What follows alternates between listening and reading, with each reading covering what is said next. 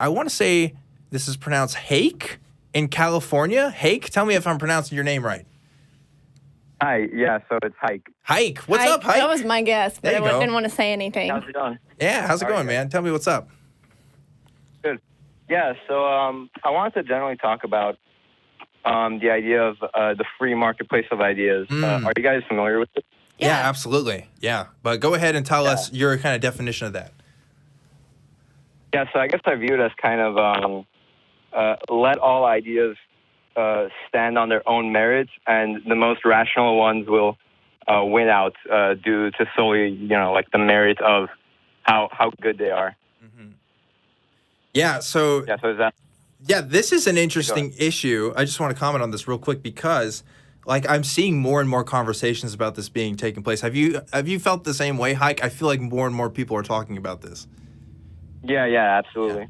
I think what it is, you've got the, like, Richard Spencer, like, is it okay to punch a Nazi kind of conversations going on? And this idea that human societies are inherently, will ultimately be rational and will ultimately become their best if we leave them to the free market. I don't know, because, like, if we're talking about Nazism, for example, like, Nazism was a thing and still is a thing and seems to be on the rise right now, right? Like, it seems that there's more and more people getting into it. So, like, I don't know if the free market idea, I mean, like, it seems like the most persuasive ideas. And when I say persuasive, I mean contextually, right? Like, like a Nazi ideology could be very persuasive to someone who's feeling disenfranchised or is having certain experiences that seem to match up with other people's experiences, right?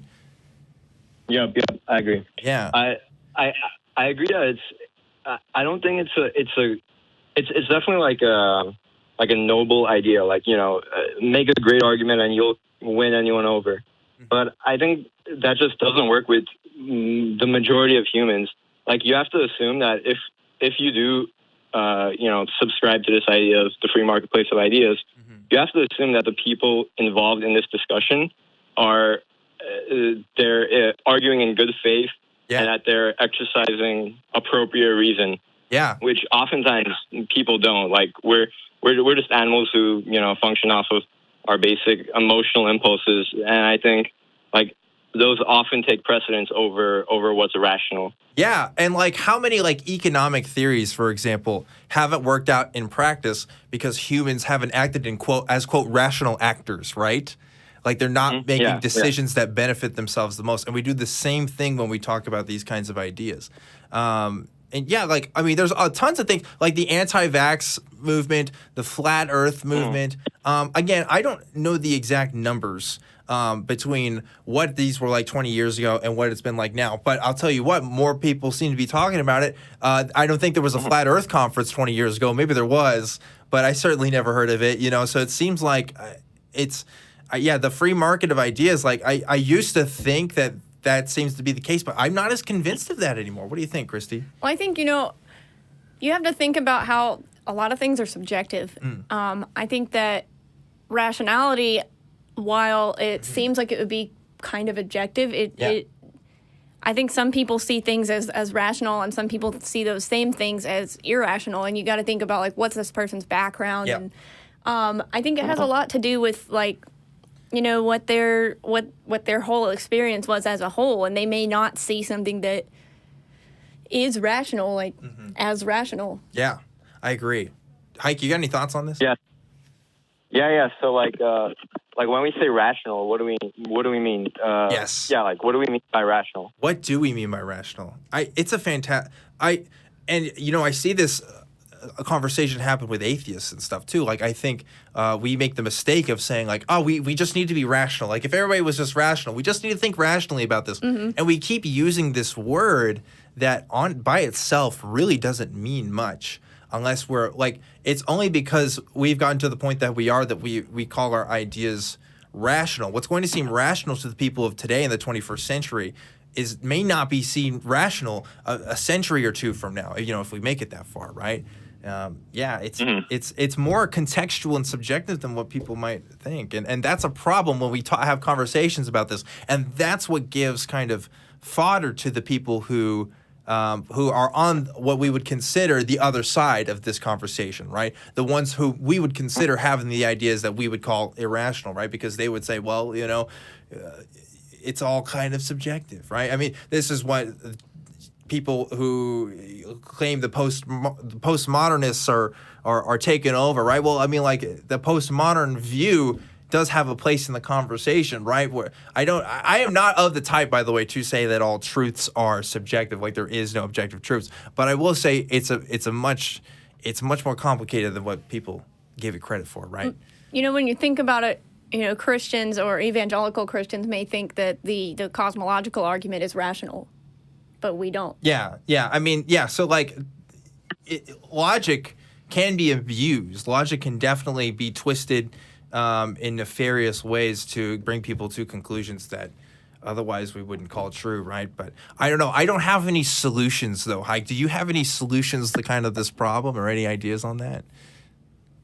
Well, I mean, so when we talk about rationality, can we agree that it is based on like certain logical, I guess, axioms that we've agreed upon?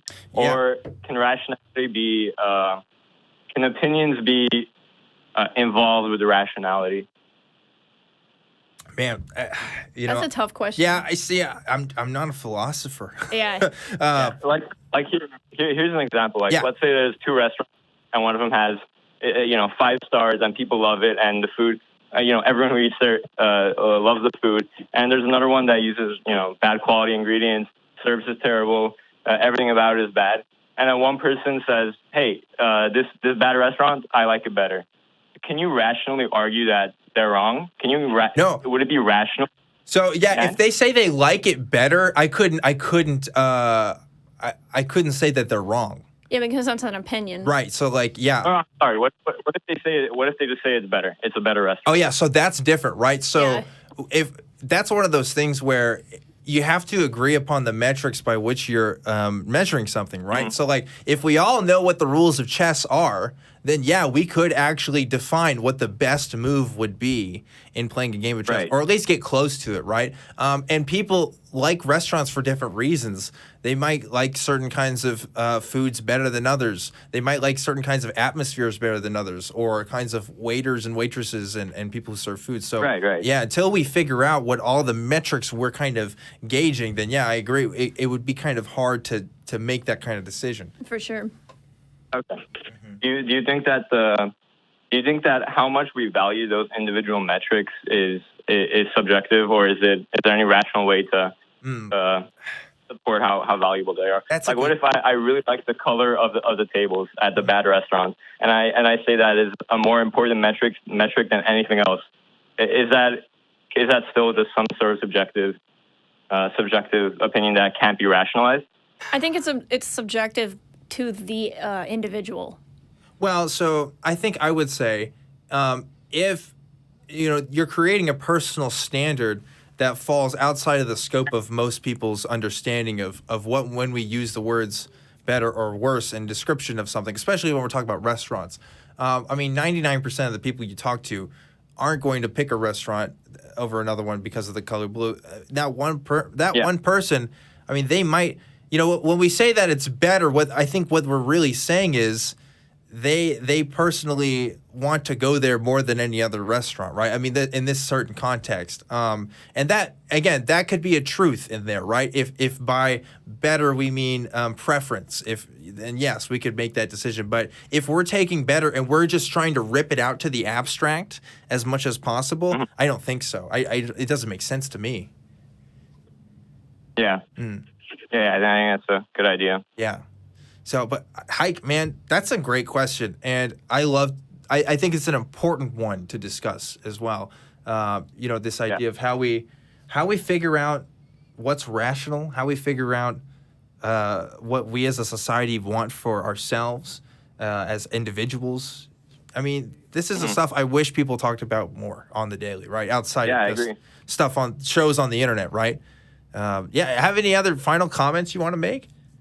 I have a comment. Yeah. Well, go ahead. Well, go ahead, I just wanted to say, I feel like I'm going to be racking my brain about this for the next like 3 days. I got you. I'll send you some books if you want. Yeah, for sure. Stuff. But anyway, yeah, go for it. Hayk. Yeah. So I guess the more practical reason for talking about this is, are there certain ideas that we should ban due to them being irrational yet being highly infectious and dangerous? Yeah. Go like, on. No, you go ahead. No. Because here's the thing. Like, I am of a mixed mind about this. Yeah. I used to be. I think a few years ago, if you asked me this, I would say, yeah, free speech all the way, dude. Yeah, like, go for it.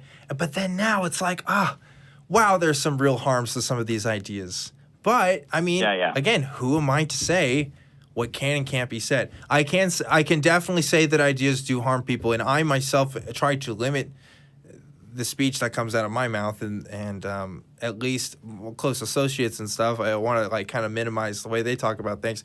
I try to talk to my parents about like, hey, you can't say the stuff you do about gay people around my friends, right? Because some of them are gay, yeah. And that's an action that I take, and I don't know if you'd call that an act of censorship on my part, but definitely.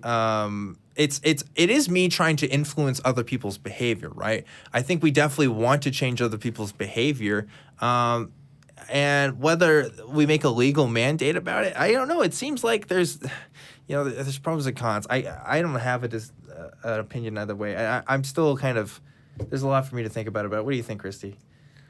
I'm totally lost. So I guess we're talking about whether or not we should kind of mandate ideas to be banned, like whether that's from discussion or from like just spreading them. Yeah, like spreading them or organizing around, right? I really think that we do have free speech, and free speech is fine. But I think when there are calls to violence, any kind of violent behaviors, anything like that. Calls of hatred to another group of people or something like that. I think that's where the free speech ends. And we have to remember that freedom of speech doesn't mean freedom of it does not mean freedom of consequences. Yeah, and so like that's and so that means that people can argue back and forth. We just have to figure out which one is. Yeah, that's a good point. So like calls of violence and like sexual harassment, right? Like I wouldn't want people to say, and there people always say like, oh, you can't say fire in a movie theater, and that's like and another thing to consider too is this studio wouldn't be here if AXP, Atheist Experience, didn't start going on like public access over like 20 years ago now, at a time where that was a new thing, and there was a lot of people who didn't want that out there, right? And so there could have been powers that be that would have shut something like that down, and we wouldn't have the productions like we have here today. And that's something to think about too, especially as atheists, right? Like we are often the minority wherever we go, at least in the United States, and most of the world. And so we would want our speech to not be as limited, just because other people seriously find our ideas pretty dangerous, right? Yeah. So. But couldn't you rationally argue that they're wrong? Couldn't we rationally argue that our ideas aren't dangerous as atheists? Yeah. Like you can rationally support, that atheism is, or that the religion is harmful, so everyone should be atheist. Like that's a fairly rational position, right? Yeah. Well, I don't know if I would say it's rational. Yeah. I think that everybody should have the freedom to decide what they want to believe, and. Well, yeah, I would. Sorry, go ahead. No, I was just kind of talking. Go for it. Well, yeah, I mean, it would be great if we gave everyone the freedom to think however they want, and then it would be even better if they came to to rational conclusions. But religion is not rational. I'm sure you guys listen to the Atheist Experience and all that, and most arguments for religion are not rational. That's something we can agree upon, right? Yeah, I mean, I would say at least most, or a large number of them. Yeah. Yeah, for sure. Yeah.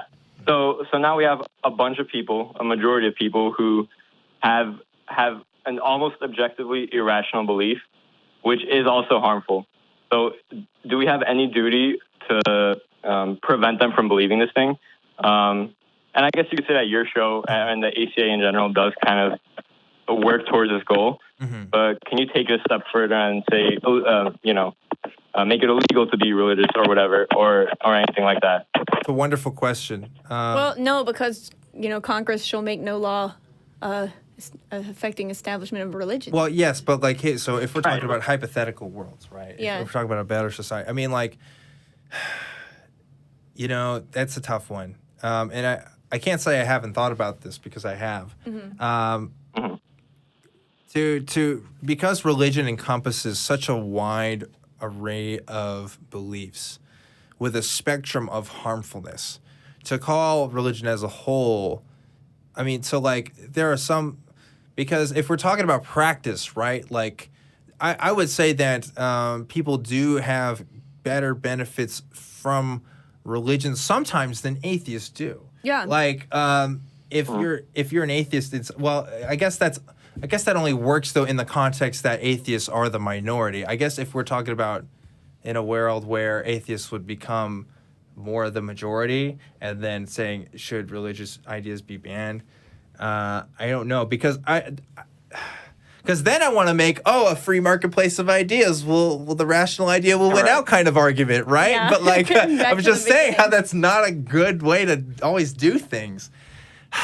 Yeah, I don't know, Hayk. What's your opinion on this? I mean, I don't know. Like, a lot of people, if you ever suggest the idea of like banning ideas, they'll like take up arms against you, Sure. and you're trying to like restrict their freedoms or whatever.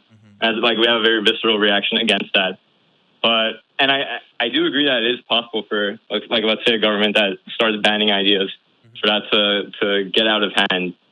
But on the other hand, like I feel like certain ideas just have absolutely no value in society. And you obviously can't stop people from believing something, but you can stop them from spreading it. You can, deplatform them. You can stop them from having a speech or whatever. Hi, give me an example of an idea that has no value in our society, so we have something to think about.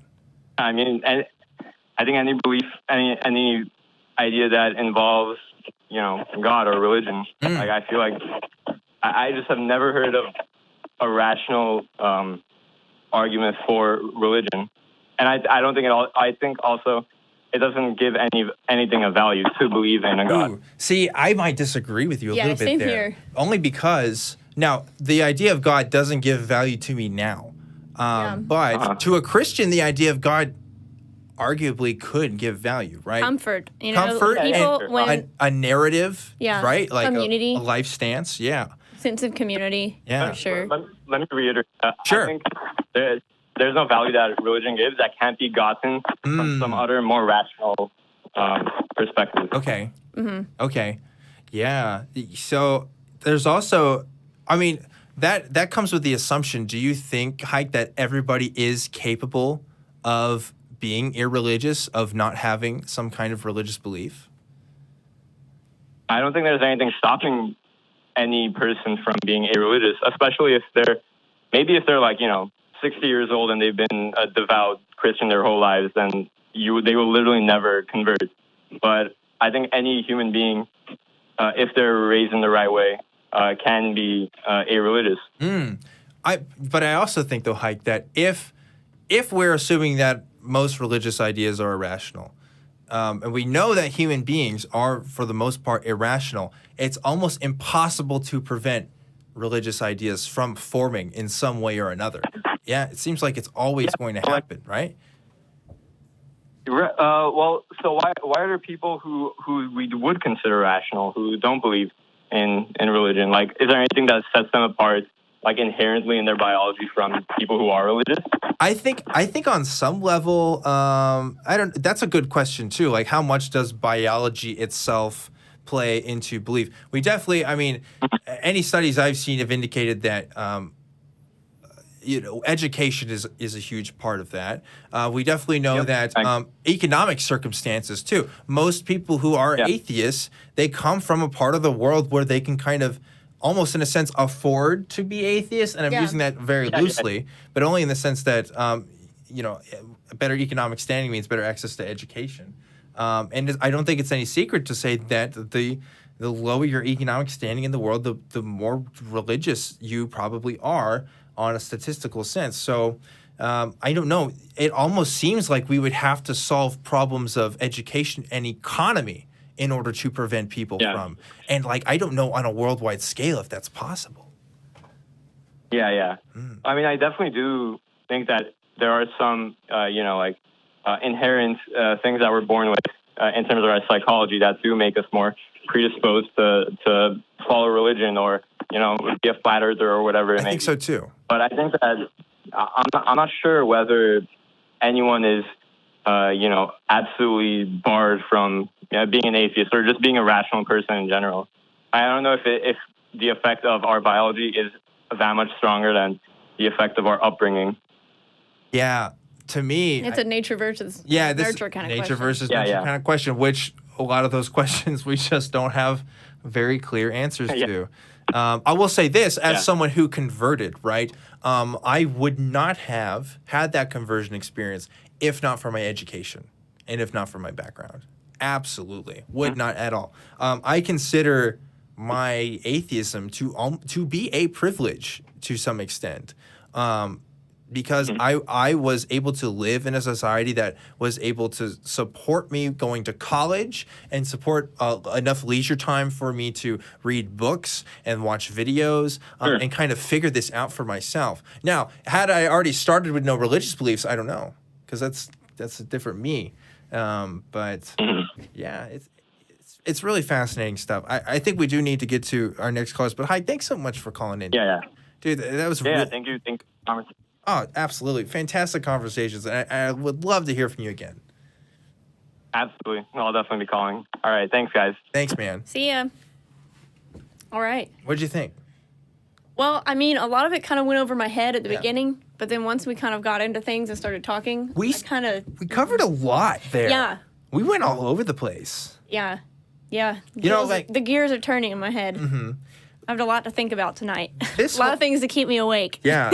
These whole, ideas about free speech, ideas about belief, ideas about what's allowed and what's not allowed. I mean, like, they're not clean cut. They're not simple.